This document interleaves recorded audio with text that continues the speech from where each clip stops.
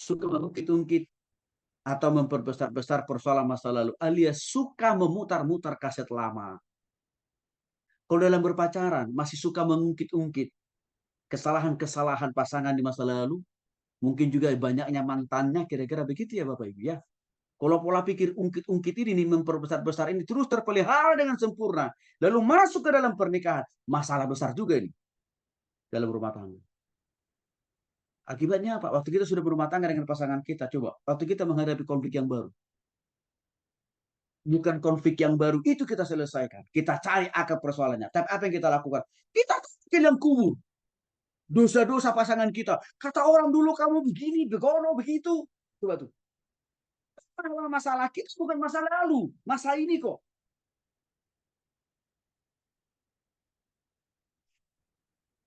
Jadi saya saudara masih jomblo. Kalau saudara punya pasangan yang senang memutar lagu lama, rekaman lama, tentang kesalahan dan kekurangan saudara, dia belum siap itu jadi pasanganmu itu.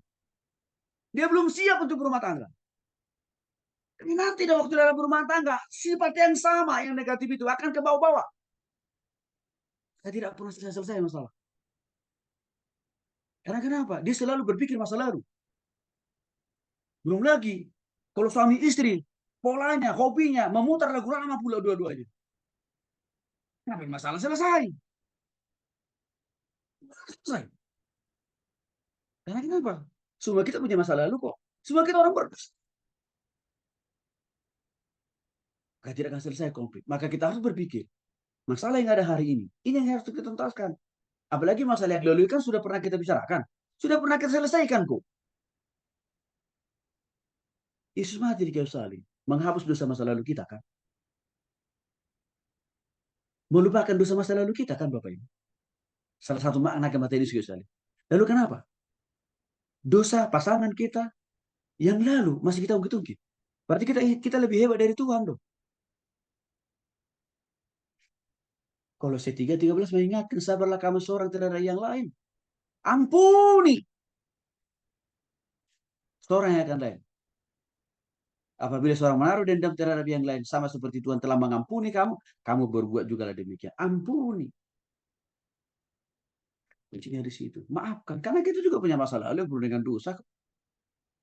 Kalau kita selalu memperbesar masa lalu, ya kita sedang juga membuka diri. Wah, saya siap ditelanjangi dengan masa lalu saya yang juga lebih apa siap nggak juga kan? Ya sudah maafkan dan mengampuni saja lah.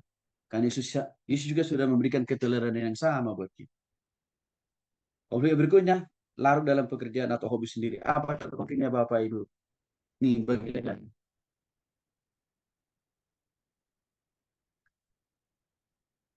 Ya, lebih memprioritaskan waktu, tenaga, dan pikirannya untuk hobi sendiri. Misalkan nonton sinetron gitu ya Bapak Ibu ya.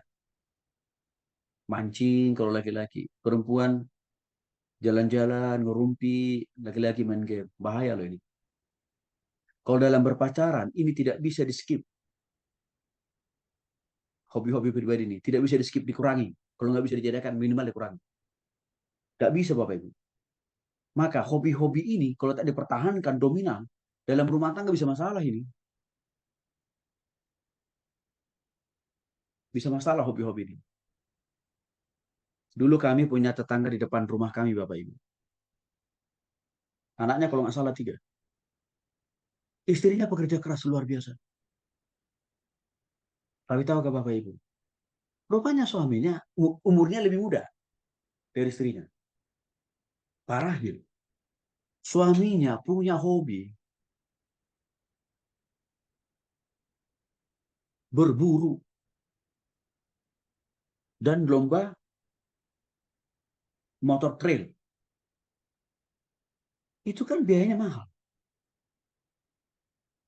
Jadi kalau suami ini tiap hari itu aja kerjanya. Bukan bantu istrinya di warung gitu. Nah, kamu lihat kasihan juga.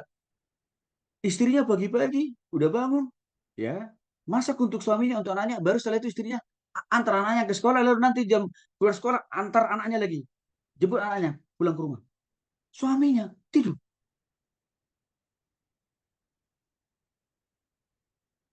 Maka saya mendengar seringkali rumah tangga ini baku hantam. Bagi saudara yang masih jomblo, Kalau pacaran masih mempertahankan hobinya, tidak ada pengurangan, berarti dia nggak layak untuk jadi suami atau istri.